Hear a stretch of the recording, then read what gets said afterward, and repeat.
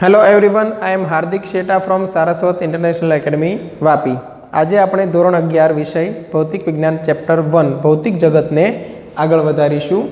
તો સ્ટાર્ટ કરીએ તમારા ચેપ્ટર 1 ના મેઇન ટોપિકથી, જે છે કુદરતમાં પ્રવર્તતા મૂળભૂત બળો। બરાબર। હવે આ ટોપિક પહેલા જે કંઈ ચેપ્ટરમાં આપેલું છે તે છે ભૌતિક વિજ્ઞાન વિશેની માહિતી। બરાબર, કે જેમાં તમે કયા કયા ટોપિક ભણવાના છો, કઈ રીતે બરાબર ભૌતિક વિજ્ઞાનમાં આપણે આગળ વધીએ છીએ, નવી નવી ટેકનોલોજી ડેવલપ કરીએ છીએ, આ બધું બરાબર।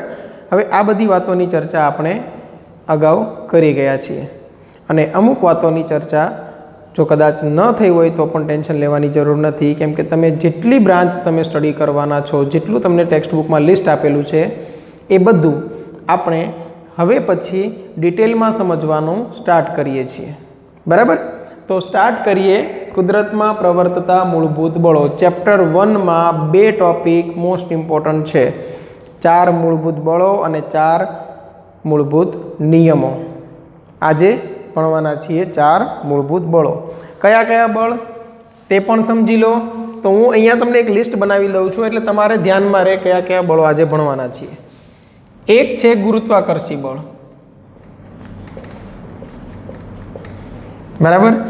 એક છે વીક ન્યુક્લિયર બળ,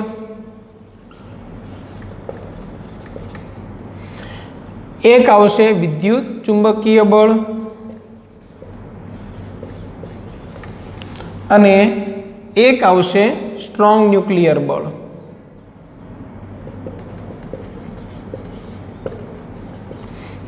હવે સમજો, આ પ્રબળતાનો ચડતો ક્રમ છે। પ્રબળતાનો ચડતો ક્રમ એટલે સૌથી નબળું બળ છે એ કયું હશે? ગુરુત્વાકર્ષી બળ। અને સૌથી પ્રબળ બળ છે એ કયું હશે? સ્ટ્રોંગ ન્યુક્લિયર બળ।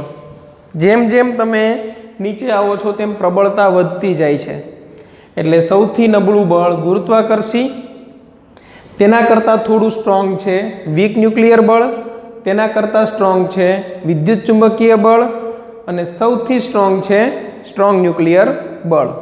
બરાબર, એટલે એક એક મુદ્દા તમને આવડી ગયા।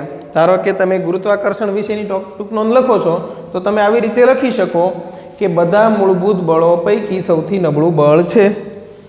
જો તમે ટૂંક નોંધ લખો છો વીક ન્યુક્લિયર બળ માટે, તો તમે લખી શકો કે તે ગુરુત્વાકર્ષી બળ કરતાં પ્રબળ, પરંતુ વિદ્યુત ચુંબકીય અને સ્ટ્રોંગ ન્યુક્લિયર કરતાં નબળું। બરાબર, તમે ટૂંક નોંધ લખો છો વિદ્યુત ચુંબકીય બળની, તો તમે લખી શકો ગુરુત્વાકર્ષી બળ અને વીક ન્યુક્લિયર બળ કરતાં પ્રબળ છે, પરંતુ સ્ટ્રોંગ ન્યુક્લિયર બળ કરતાં નબળું છે। અને તમે ટૂંક નોંધ લખો છો સ્ટ્રોંગ ન્યુક્લિયર બળની, તો તમે લખી શકો આ બળ કુદરતમાં પ્રવર્તતા બધા બળો પૈકી સૌથી પ્રબળ બળ છે। ક્લિયર? ઓકે, હવે આપણો મેઇન ટોપિક સ્ટાર્ટ કરીએ। પહેલો, ગુરુત્વાકર્ષી બળ। ગુરુત્વાકર્ષી બળની વાત આવે એટલે સૌથી પહેલું નામ તમને યાદ આવે સર આઇઝેક ન્યૂટન। બરાબર, એટલે સૌથી પહેલાં ભણીએ ન્યૂટનનો ગુરુત્વાકર્ષણનો સાર્વત્રિક નિયમ।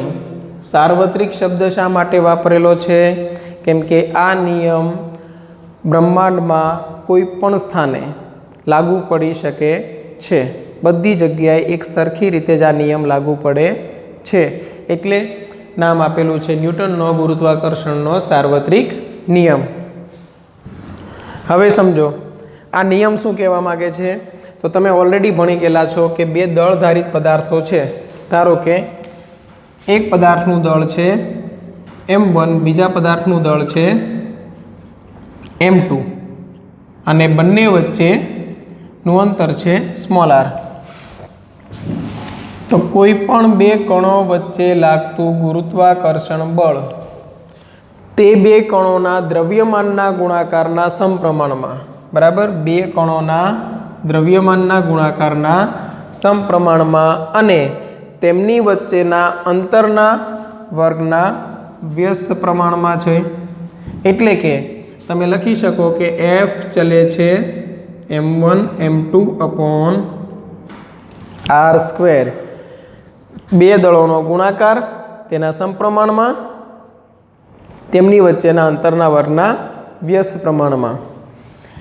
તમને ખબર હોય તો આપણે સમચલન દૂર કરવા માટે અચળાંક મૂકતા હતા જી, એટલે capital G is m1 m2 upon r square. આ ગુરુત્વાકર્ષી બળનું સૂત્ર બને છે. ચલો અહીંયા સુધી ક્લિયર હશે. ઓકે, તો જેમ દળોના મૂલ્ય વધશે, જેમ દળ વધશે તેમ ગુરુત્વાકર્ષી બળ વધારે પ્રબળ બનશે. જેમ અંતર વધશે તેમ ગુરુત્વાકર્ષી બળ વધારે નબળું બનશે. બરાબર. હવે અમુક મુદ્દાઓ યાદ રાખવાના છે. ગુરુત્વાકર્ષણ બળની લાક્ષણિકતાઓ નીચે આપેલી છે, તમારે યાદ રાખવાની છે.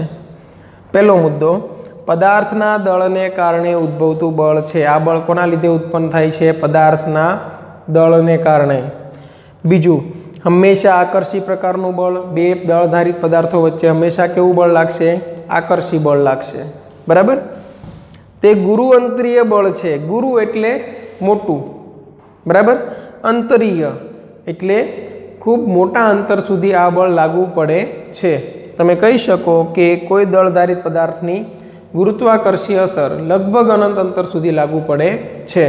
એટલે કે પૃથ્વી પર આપણે એમ કહી શકીએ ચંદ્ર વડે ગુરુત્વાકર્ષી બળ લાગે છે, સૂર્ય વડે પણ લાગે છે, અને આપણાથી ઘણા દૂર રહેલા તારાઓ વડે પણ આકર્ષી બળ લાગે છે પૃથ્વી પર. બરાબર. એટલે તે ગુરુઅંતરીય બળ છે. પાછો એક મુદ્દો આવ્યો, બધા મૂળભૂત બળો પૈકી સૌથી નબળું બળ છે.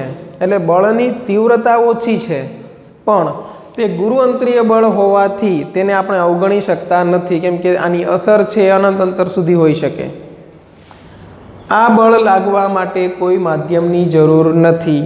બે દળધારિત પદાર્થો વચ્ચે તમે હવા રાખો, બે દળધારિત પદાર્થો વચ્ચે તમે પાણી રાખો, કે પછી કોઈ શૂન્યાવકાશ કોઈ પણ પ્રકારનું માધ્યમ ન રાખો, તો પણ બળ છે ગુરુત્વાકર્ષી બળ એ આ રીતે જ લાગુ પડે છે. બરાબર. તો એક્ઝામમાં પૂછાય, ટૂંક નોંધ લખો ગુરુત્વાકર્ષી બળ, તો તમારે આટલું લખવાનું રહેશે. બરાબર. સૌથી પહેલાં ન્યૂટનનો ગુરુત્વાકર્ષણનો સાર્વત્રિક નિયમ, કોઈ પણ બે કણો વચ્ચે લાગતું ગુરુત્વાકર્ષી બળ તે બે કણોના દળના ગુણાકારના સમપ્રમાણમાં અને તેમની વચ્ચેના અંતરના વર્ગના વ્યસ્ત પ્રમાણમાં હોય છે. પછી પદાર્થના દળને કારણે ઉદ્ભવતું બળ છે. બરાબર. હંમેશા આકર્ષી પ્રકારનું બળ, ગુરુઅંતરીય બળ, સૌથી નબળું બળ, અને કોઈ માધ્યમની જરૂર નથી. બરાબર. આટલું લખશો. સાથે સાથે તમે ઉદાહરણ લખી શકો કે ઉદાહરણ તરીકે ચંદ્રનું પૃથ્વી પર ગુરુત્વાકર્ષણ બળ અથવા તો પૃથ્વીનું ચંદ્ર પર ગુરુત્વાકર્ષણ બળ. બરાબર. બે દળો છે એ બંને દળો એકબીજા પર સરખા મૂલ્યનું અને પરસ્પર વિરુદ્ધ દિશામાંનું બળ લગાવશે. બરાબર. એટલે ચંદ્ર જેટલું બળ પૃથ્વી પર લગાવે છે તેટલું જ બળ પૃથ્વી ચંદ્ર પર લગાવે છે. છતાં પણ ચંદ્ર શા માટે પૃથ્વીની પ્રદક્ષિણા કરે છે? કેમ કે પૃથ્વી છે તેનું દળ એટલે કે જડત્વ વધારે છે, ચંદ્રનું જડત્વ ઓછું છે. બરાબર. આવી રીતે પૃથ્વી છે, અને અહીંયાથી સપોઝ હું જમ્પ કરું તો હું નીચે આવીશ. શા માટે? સમજો કે પૃથ્વી મને જે બળ વડે નીચે તરફ ખેંચે છે, આ પૃથ્વી વડે લાગતું બળ છે, અર્થ વડે, તો મારા વડે ઉપર તરફ બળ એટલા જ મૂલ્યનું લાગે છે. બરાબર. હાર્દિક સર વડે જે બળ લાગે છે, હાર્દિક સર વડે એ FH એટલા જ મૂલ્યનું ઉપર તરફ બળ લાગે છે. તો એવું કેમ નથી થતું કે પૃથ્વી મારા તરફ ખેંચાઈને આવે? કેમ? કેમ કે પૃથ્વીનું દળ વધારે એટલે તેનું જડત્વ વધારે. જડત્વ વધારે છે એટલે એ પોતાનું સ્થાન જાળવી રાખશે.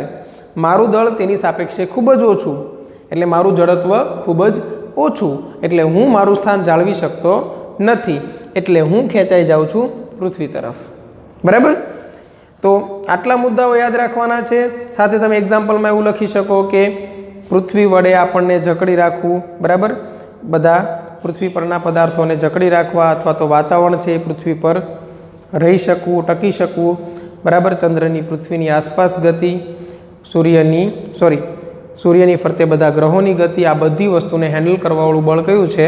ગુરુત્વાકર્ષી બળ. ક્લિયર આટલું? હવે સ્ટાર્ટ કરીએ વિદ્યુત ચુંબકીય બળ. બરાબર. વિદ્યુત ચુંબકીય બળ માટે તમારે જો ટૂંક નોંધ પૂછાય તો આટલી વસ્તુ લખવાની રહેશે. બરાબર. એવું લાગે તો જ્યાં તમને આખી સ્ક્રીન ખાલી દેખાય ત્યારે સ્ક્રીનશોટ લઈ લો, અને સ્ક્રીનશોટ લીધા પછી તમે નોટ્સમાં કોપી કરી લો. बराबर। तो स्टार्ट करिए विद्युत चुंबकीय बळ। जेम गुरुत्वाकर्षण बळ माटे आपणे न्यूटननो गुरुत्वाकर्षणनो सार्वत्रिक नियम याद आवे तेम विद्युत चुंबकीय बळ माटे मूलभूत नियम छे कूलम्बनो नियम। बराबर। आ तमारा माटे थोड़ुंक नवुं हशे। बराबर। कूलम्बनो नियम शुं कहे छे जुओ, बे बिंदुवत स्थिर विद्युत भारो। हवे बे बिंदुवत विद्युत भारो छे, धारो के हूँ लई लऊं एक विद्युत भारनुं मूल्य छे Q1, बीजा विद्युत भारनुं मूल्य छे Q2। हवे विद्युत भार शुं छे ए तमने खबर छे। बराबर। तमे 11th स्टैंडर्ड में छो एटले हूँ एवुं मानीने चालू छूं के 10मुं धोरण तमे पास करीने आव्या छो। तो 10th स्टैंडर्ड में विद्युत भार, विद्युत प्रवाह आ बधुं तमे भणी गया छो। तो बे विद्युत भार छे धारो के Q1 अने Q2। आ बंने विद्युत भारो वच्चेनुं अंतर धारो के स्मॉल r। तो आ बंने वच्चे लागतुं बळ केवुं हशे जुओ, बे बिंदुवत स्थिर विद्युत भारो वच्चे प्रवर्ततुं विद्युत बळ ते बे विद्युत भारोना मूल्योना गुणाकारना समप्रमाणमां। पहेलामां शुं हतुं, ते बे दळना गुणाकारना समप्रमाणमां हतुं, द्रव्यमानना गुणाकारना समप्रमाणमां। अत्यारे छे विद्युत भारोना मूल्योना गुणाकारना समप्रमाणमां अने तेमनी वच्चेना अंतરના વર્ગના વ્યસ્ત પ્રમાણમાં હોય છે। એટલે કે F ચલે છે વિદ્યુત ભારોનો ગુણાકાર એટલે Q1 Q2 અપોન અંતરનો વર્ગ। બરાબર। સમચલન દૂર કરો તો અહીંયા પણ અચળાંક મૂકવો પડે એટલે આ છે K Q1 Q2 upon R²। આ વિદ્યુત બળનું સૂત્ર। હવે નામ વિદ્યુત ચુંબકીય બળ કેમ પડ્યું? તો કે વિદ્યુત બળના લીધે ચુંબકીય અસર ઉત્પન્ન થતી હોય તેવું તમને લાગશે। કેમ? જેમ તમે કહો ને કે બે ચુંબક હોય તો બંનેના N ધ્રુવ નજીકમાં લાવો, બંનેના N ધ્રુવ તમે નજીક લાવો તો કેવું બળ લાગે? અપાકર્ષી બળ। એકનો N ધ્રુવ અને એકનો S ધ્રુવ, એકનો ઉત્તર ધ્રુવ અને એકનો દક્ષિણ ધ્રુવ લાવો તો આકર્ષી બળ। બરાબર। એવી રીતે આ બળ છે એ પણ જુઓ આકર્ષી કે અપાકર્ષી પ્રકારનું હોઈ શકે। ક્લિયર? એટલે નામ પડે છે વિદ્યુત ચુંબકીય બળ। બરાબર। કુલમ્બનો નિયમ તમારે યાદ રાખવાનો છે, બે બિંદુવત સ્થિર વિદ્યુત ભારો વચ્ચે પ્રવર્તતું વિદ્યુત બળ તે બે વિદ્યુત ભારોના મૂલ્યના ગુણાકારના સમપ્રમાણમાં અને તેમની વચ્ચેના અંતરના વર્ગના વ્યસ્ત પ્રમાણમાં હોય છે। પછી આ વિદ્યુત ભારના કારણે ઉદ્ભવતું બળ છે ગુરુત્વાકર્ષી બળ, દળના લીધે ઉત્પન્ન થતું હતું।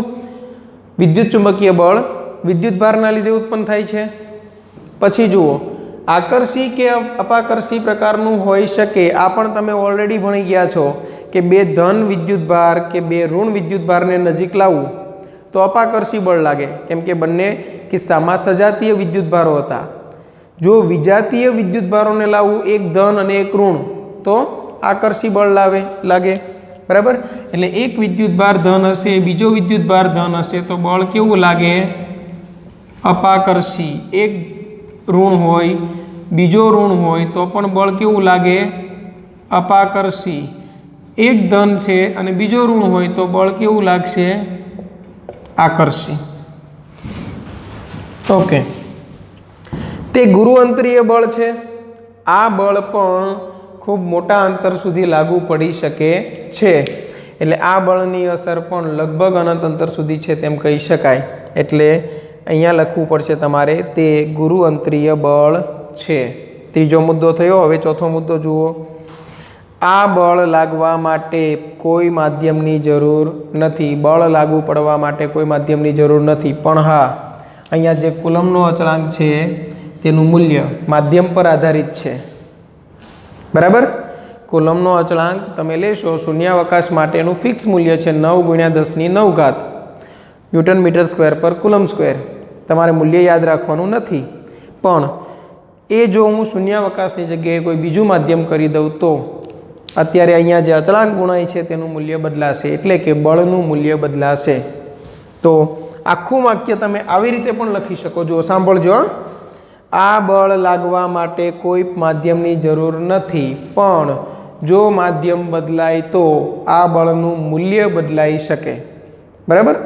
બળ લાગવા માટે માધ્યમની જરૂર નથી, શૂન્યાવકાશ હશે તો પણ બળ લાગશે જ, પણ જો માધ્યમ બદલાશે તો બળનું મૂલ્ય બદલાશે। ખાલી લાગુ તો પડશે જ પણ મૂલ્ય બદલાશે।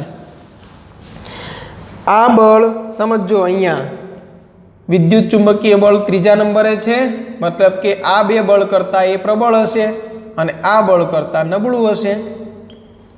एटले लखेलुं छे, जुओ, आ बल गुरुत्वाकर्षी बल अने वीक न्यूक्लियर बल करता प्रबल छे।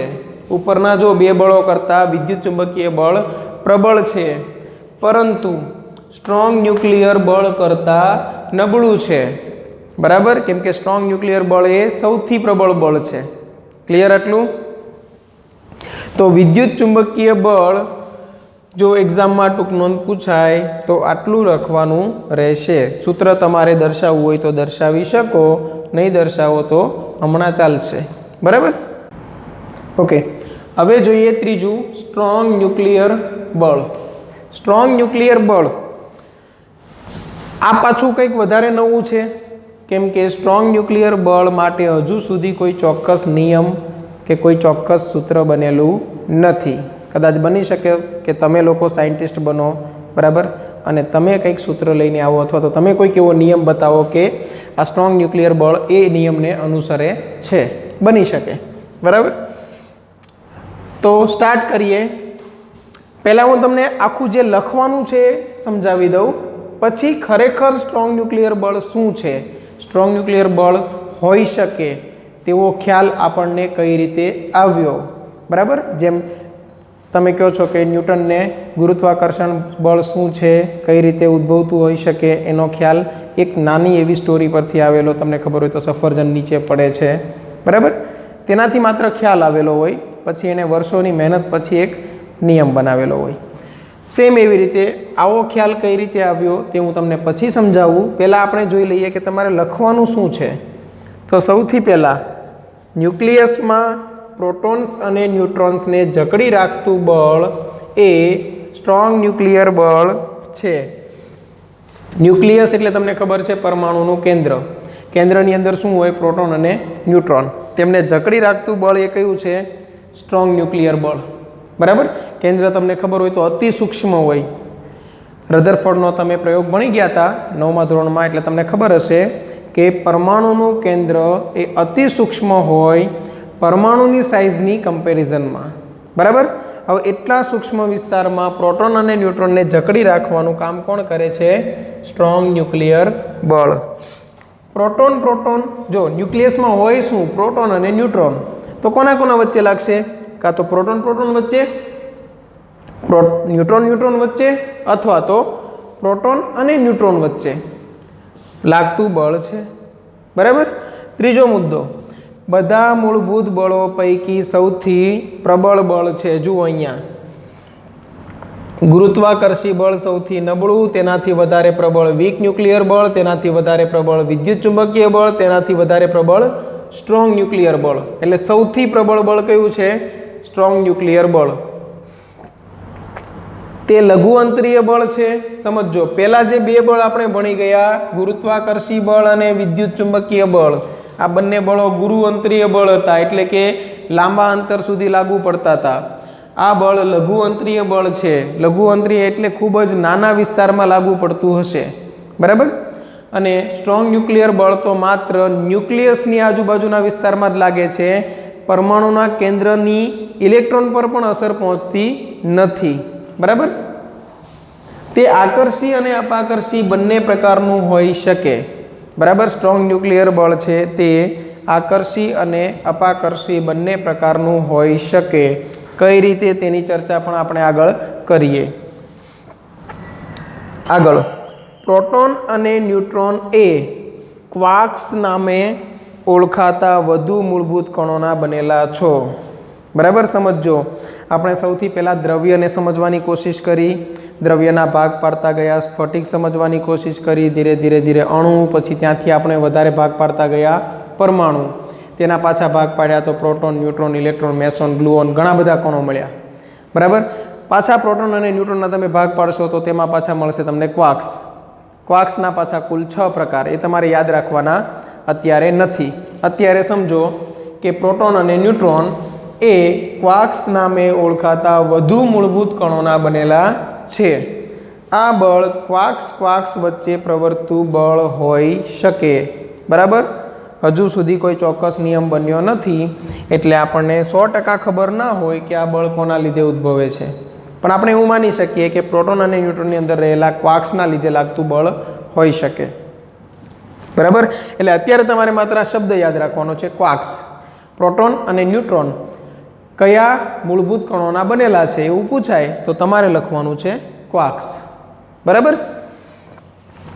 આ થયું સ્ટ્રોંગ ન્યુક્લિયર બળ. સ્ક્રીનશોટ લઈને તમે નોટ્સમાં કોપી કરી શકો છો. હવે આપણે સમજીએ આ બળ ખરેખર શું છે.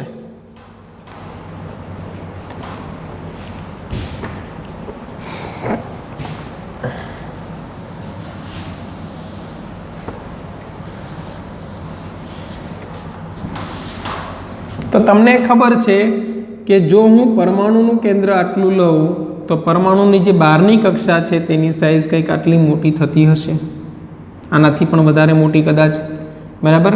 કેમ કે પરમાણુનું કેન્દ્ર છે અતિ સૂક્ષ્મ છે. કઈ રીતે ખબર પડેલી પાછી યાદ કરાવી દઉં.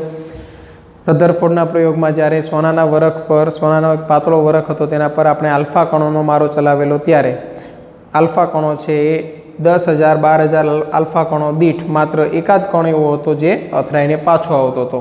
મતલબ કે એક નાનો એવો વિસ્તાર એવો હોવો જોઈએ કે જે અતિ સૂક્ષ્મ છે અને જ્યાં આ પરમાણુનું સમગ્ર દળ ત્યાં કેન્દ્રિત થયેલું છે, બરાબર.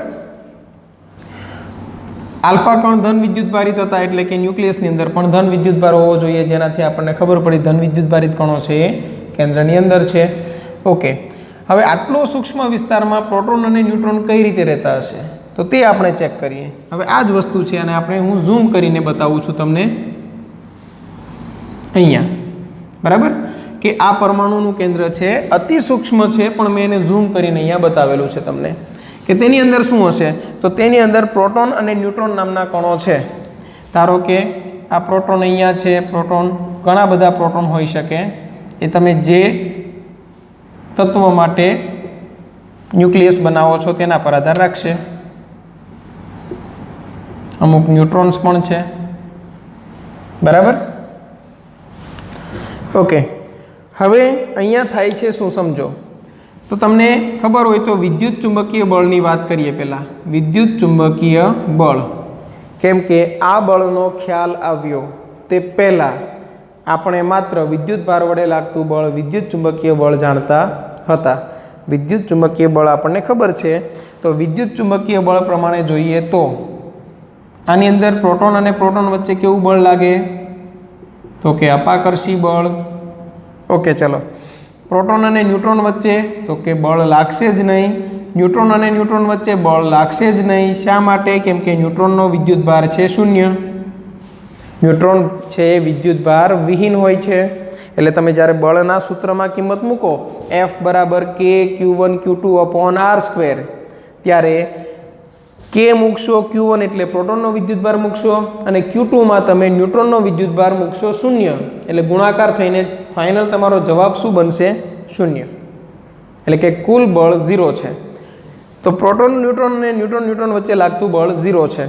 તો આપણે કહી શકીએ કે પરમાણુના કેન્દ્રમાં, બરાબર, પરમાણુના કેન્દ્રમાં પરિણામી બળ જે હશે એ કેવું હોય? અપાકર્ષી પ્રકારનું.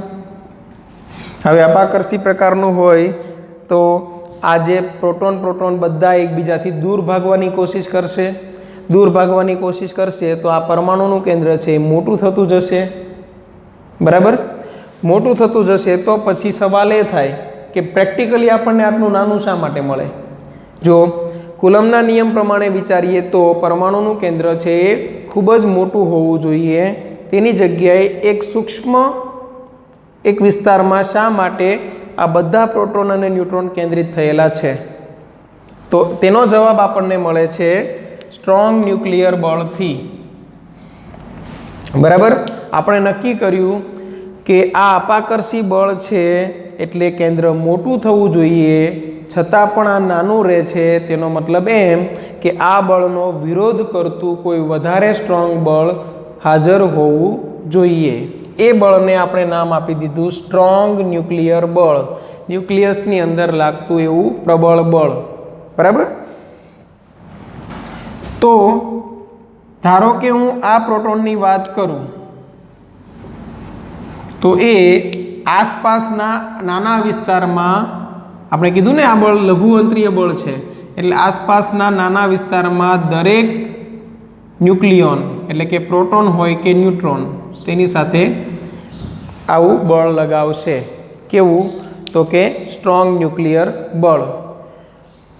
હવે એ સ્ટ્રોંગ ન્યુક્લિયર બળ આપણે સૌથી પહેલાં વિચાર્યું કે આકર્ષી પ્રકારનું હશે, કેમ કે આ અપાકર્ષી છે તો એનો વિરોધ શેનાથી થાય?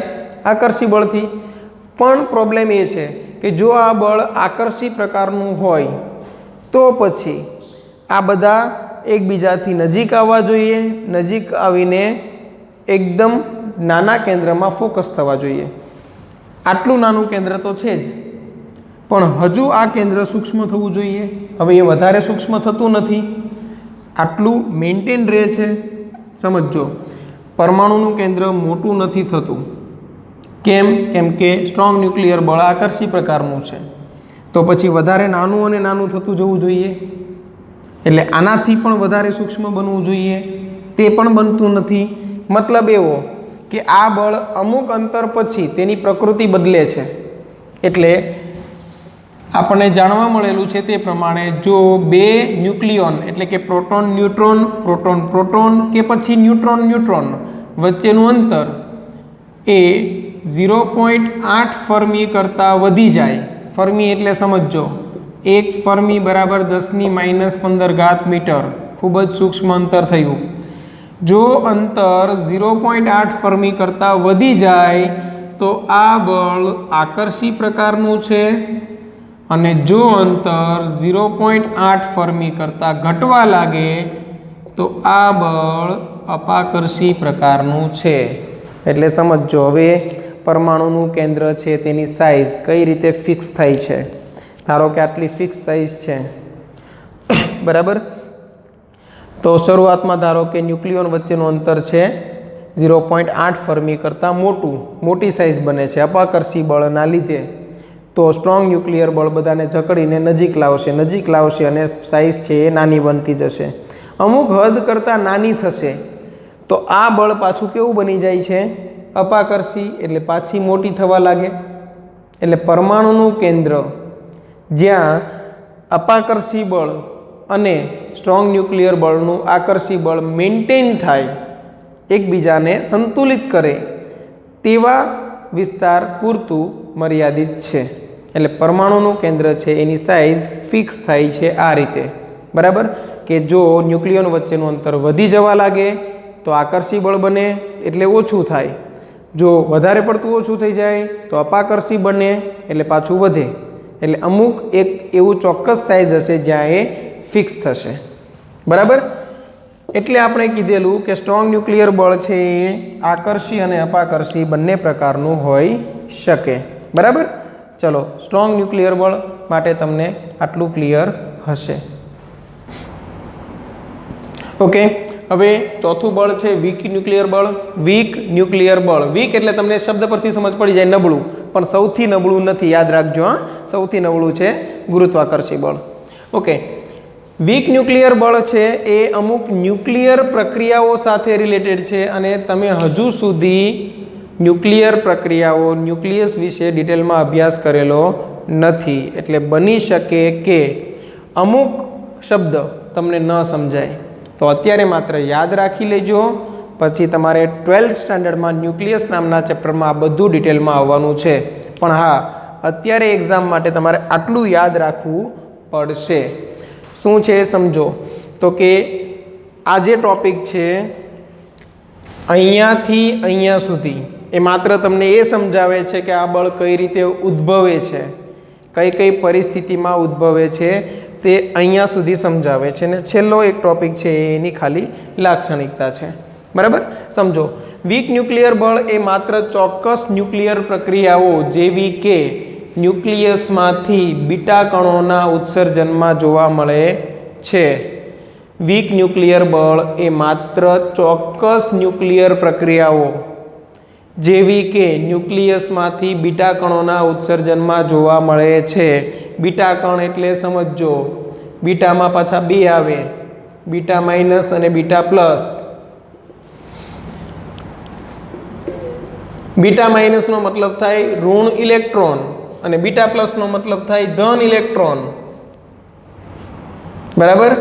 ઋણ ઇલેક્ટ્રોન છે એ બીટા કણ છે, બીટા માઇનસ, અને આ બીટા પ્લસ એ ધન ઇલેક્ટ્રોન, જેને કહેવાય પોઝિટ્રોન, પોઝિટિવ ઇલેક્ટ્રોન. બરાબર. ઓકે, હવે આગળ જુઓ. બીટા કણોના ઉત્સર્જન દરમિયાન ન્યુક્લિયસ ઇલેક્ટ્રોન અને વિદ્યુતભાર વિહીન એવા ન્યુટ્રિનોનું ઉત્સર્જન કરે છે. ન્યુટ્રોન નથી, આ ન્યુટ્રિનો. બરાબર. એટલે યાદ રાખજો, બીટા કણોના ઉત્સર્જન દરમિયાન કોણ ઉત્પન્ન કરે છે? જુઓ, ન્યુક્લિયસ ઇલેક્ટ્રોન અને વિદ્યુતભાર વિહીન એવા ન્યુટ્રિનોનું ઉત્સર્જન કરે છે. હવે સવાલ એ થાય, ન્યુક્લિયસ એટલે પરમાણુનું કેન્દ્ર. પરમાણુના કેન્દ્રની અંદર પ્રોટોન હોય, ન્યુટ્રોન હોય, ઇલેક્ટ્રોન આવ્યા ક્યાંથી? તો સમજો, જ્યારે ન્યુટ્રોનનું ભંગાણ થાય અથવા તો પ્રોટોનનું, અત્યારે ન્યુટ્રોનની વાત કરીએ, ત્યારે પ્લસ ઈ અને માઇનસ ઈ એટલે કે પોઝિટ્રોન અને ઇલેક્ટ્રોન એટલે કે બીટા કણ છૂટા પડે છે. તેની સાથે સંતુલન માટે વધારાનું દળ છૂટું પડે છે, એને આપણે કહીએ છીએ ન્યુટ્રિનો. બરાબર. એટલે આ વસ્તુ તમને અત્યારે એટલું ડિટેલમાં સમજાશે નહીં, પણ સમજો કે ન્યુક્લિયસ છે તેની અંદર પ્રોટોન ન્યુટ્રોનનું જ્યારે ભંગાણ થાય ત્યારે ઋણ ઇલેક્ટ્રોન, બરાબર, અને સાથે ન્યુટ્રિનો ઉદ્ભવે છે. બરાબર. આટલું યાદ રાખવાનું છે ખાલી. આગળ, ઉત્સર્જિત ન્યુટ્રિનોની અન્ય કણો સાથેની પ્રતિક્રિયા દરમિયાન આ બળ ઉદ્ભવે છે. એટલે સમજો, ન્યુક્લિયસ છે, તેમાંથી બીટા કણનું ઉત્સર્જન થયું. બીટા કણના ઉત્સર્જન દરમિયાન ન્યુક્લિયસ છે તેમાંથી શું બહાર નીકળે છે? તો કે ઇલેક્ટ્રોન અને ન્યુટ્રિનો. આ નીકળી ગયા પછી ન્યુટ્રિનો બીજા કોઈ કણ સાથે પ્રતિક્રિયા કરશે ત્યારે જે બળ ઉદ્ભવે તે બળને કહીએ છીએ આપણે વીક ન્યુક્લિયર બળ. ક્લિયર? ત્યારબાદનો એક પોઈન્ટ યાદ રાખવાનો છે, વીક ન્યુક્લિયર બળ એ ગુરુત્વાકર્ષી બળ કરતાં પ્રબળ, પરંતુ સ્ટ્રોંગ ન્યુક્લિયર બળ અને વિદ્યુતચુંબકીય બળ કરતાં નબળું બળ છે. ક્લિયર? વીક ન્યુક્લિયર બળ માટે તમારે માત્ર આટલું યાદ રાખવાનું છે. ફરીથી રિપીટ કરી દઉં. વીક ન્યુક્લિયર બળ એ માત્ર ચોક્કસ ન્યુક્લિયર પ્રક્રિયાઓ જેવી કે ન્યુક્લિયસમાંથી બીટા કણોના ઉત્સર્જન દરમિયાન જોવા મળે છે. બીટા કણોના ઉત્સર્જન દરમિયાન ન્યુક્લિયસ છે એટલે કે પરમાણુનું કેન્દ્ર એ ઇલેક્ટ્રોન અને વિદ્યુતભાર વિહીન એવા ન્યુટ્રિનોનું ઉત્સર્જન કરે છે. ઉત્સર્જિત ન્યુટ્રિનોની અન્ય કણો સાથેની પ્રતિક્રિયા દરમિયાન આ બળ ઉદ્ભવે છે. વીક ન્યુક્લિયર બળ એ ગુરુત્વાકર્ષી બળ કરતાં પ્રબળ, પરંતુ બાકીના બંને બળ છે એટલે કે વિદ્યુત ચુંબકીય બળ અને સ્ટ્રોંગ ન્યુક્લિયર બળ કરતાં નબળું બળ છે. ક્લિયર? આટલું યાદ રાખવાનું છે. આ 4 ટૂંક નોંધ છે. જેવી રીતે મેં બોર્ડ પર લખેલી છે એવી રીતે તમારે નોટ્સ બનાવી લેવાની છે. Okay, thank you.